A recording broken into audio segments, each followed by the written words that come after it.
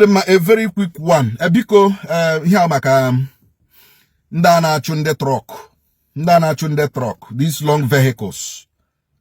I think Rocha Senia and when a time big vehicles but in a town. And when I say occur 6:30. When we 6:30, no truck should enter Owerri. I think during this government, because I remember when I hosted the commissioner for transport at that time, na radio. So I'm using time the truck drivers now. But I believe that by 8 p.m. or 9 p.m., trucks are free to pass through Imo. Ndenaga Port Agawa. Ndenaga Bagawa. Amami But to my surprise, I have been receiving this report. Nanda Burunda, that's natural truck drivers. Even when it is that same time, 9 p.m. For trucks to be passing through Imo, I cannot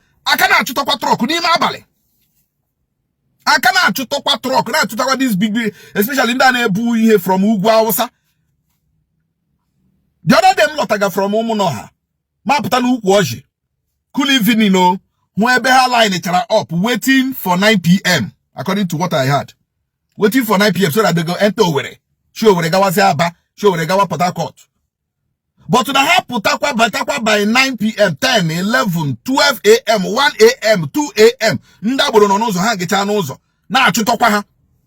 Na chutokwa na enye tokwa ha sobu. Where when they want this here ha constructor. Nye de kagene amami ha ha constructor. Ha neja block o tipa. Ha neja block o long vehicles nda. And the Nigeria block o gi suo ye ihu moto ga agula. So I want the Imo State government, probably the governor is not aware of this. Probably he is not aware of this. That ndonye no na aru for ọrụ. Ndonye no na aru for ọrụ. Ono kwa the can hear this tinted glass here kuge. Maka nde boss Imo. You know? Ebruze ndi nwere sunshade. Ebuba ha na side ebe track office. But owu nde track o. Ihe tinted akwụkwọ track o mege ya o. Ano no madoka, the in charge of that one. Ihe gbasara ndị tinted no madoka mege nka. E gotala na 51,000. Ana chawa 51,000. Ogo for akowara gi windscreen. Ogo for the were here paint ere gi windscreen. Shigi remove. Nana kwa ego. Remove nana kwa ego. Is it not criminality? Is it not, we are going to talk about I get pushi ka hama. But yem ne kugero ku na maka ndị truck drivers nda. Imo State government should tell these truck drivers. I think they have waiver. When they want a waiver. When they want a waiver. When they want to deny Sonyere Handa, Chupanda, when they are there Sonyere. How this big truck, how you say has and Muna has a Muna Hasso. When we go back to question that one. And the waiver, Hana Baba, give a waiver if you want to cross during the day. Give a waiver. Either 8,000 or so. Give Kugo waiver. Give Kugo online. Hey, you give this thing. Give buffer. But I didn't whoever here. In the afternoon. Here Ndahumene obey to wait till 9 p.m. Can we show the cross or Gawa rivers? Show the cross or Gawa Omaya. Mogawa Ba. The task force can disturb. Is it that you people are illiterates? Or that you people don't understand simple instruction? Even you people that put to the time, are you people trying to scare away these people from following over the road? When go and from these people from weather, from sticker, na ihenda. Una chonsia. Una chokandia je wawazia Port Harcourt, maybe haba enugu gawa mo haba ebonyi gawa be hanaga. Government ane lose revenue. Onu na amahi ihe ko unu will threats. Ko unu amahi has you no ro. That raga say trucks cannot enter over from 9 p.m.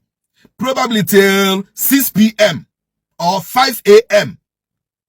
But from same 9 p.m. till 4 a.m. unu kana chutokwa ndem mmadụ. Etile hanel no kpuru taya. Especially ebe amako ya here. Ebe ihu Alvan. Ebe FMC. Aya anụchala ihe unu na-eme dia. Aya anụchala ihe unu na-eme. Oturusha block nde ihe na agba n'ime abalị. Owu na ha baga during the day. N'ime abalị. Una na block kwa ha. Na cause kwa problem. Are you people illiterate? Imo State government, stop using Ndaboro to do work. Imo State government should stop using talks. Ndaboro na gas school.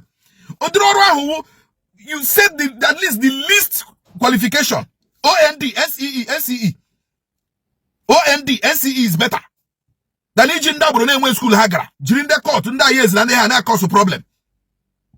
What is the problem with you people? Can you not cause a problem everywhere?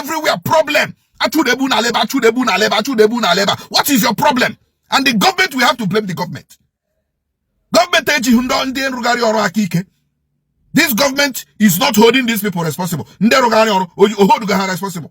Everybody roga rubbish. Nimo State here. As if they want government. I get because all the loan too much.